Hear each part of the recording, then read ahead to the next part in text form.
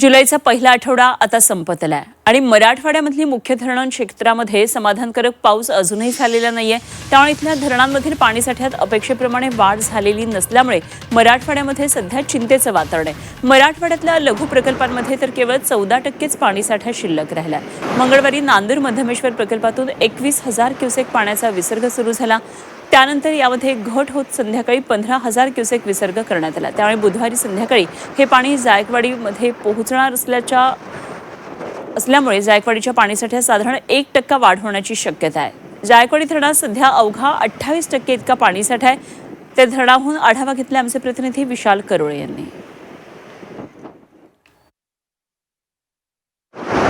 राज्यातील अनेक भागात पावसाचा हाहाकार सुरू आहे। मराठवाडा मात्र अजूनही मोठ्या पावसाच्या प्रतीक्षेत आहे। सरासरीच्या तुलनेत अजूनही मराठवाड्यात खूप कमी पाऊस झाला। त्यामुळे पिण्याचे पाणी आणि इतर सर्व पाण्याच्या गरजा भागवण्यासाठी आता फक्त पावसाची प्रतीक्षा आहे। मी यावेळेस छत्रपती संभाजीनगरच्या जायकवाडी धरणावर आहे। जायकवाडी धरणामध्ये सध्या 28% इतका पाणीसाठा आहे। खरं तर गेल्या वर्षी याच वेळेस हे धरण 50 ते 60% सीमा गाठली होती। मात्र यावेळेस पावसानं पूर्णतः पाठ फिरवली आहे। इतकंच नाही तर धरणाचं पाणलोट क्षेत्र नगर आणि नाशिकचा भाग आहे, तिथंही सुरुवातीला पाऊस पडला नाही। त्यामुळं मोठ्या पाण्याची आवक अजून धरणात झालेली नाही।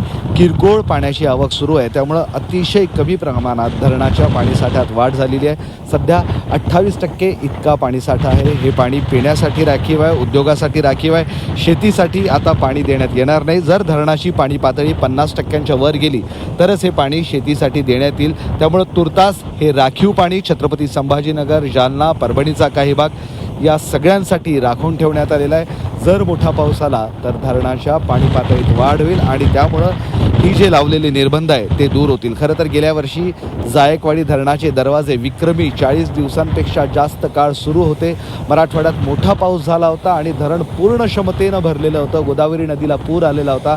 मात्र यावेळेस मराठवाड्यात कमी पाऊस पडणार असं चित्र दाखवण्यात आलेलं आहे, असं सांगण्यात आलेलं आहे। आणि त्यामुळं आपण बघतोय की जायकवाडी धरणात सुद्धा पाणी पातळीत घट झालेली आहे। गोदावरी नदीच्या तीरावर, गोदावरी नदीवर हे जायकवाडी धरण बांधलेलं आहे। सध्या तुम्हाला दृश्यात जिथपर्यंत नजर जाते तिथपर्यंत पाणी दिसत असलं तरी हा पाणीसाठा अवघा एकूण क्षमतेच्या 28% आहे। या धरणाची पाणीसाठ्याची क्षमता जवळपास 100 TMC आहे।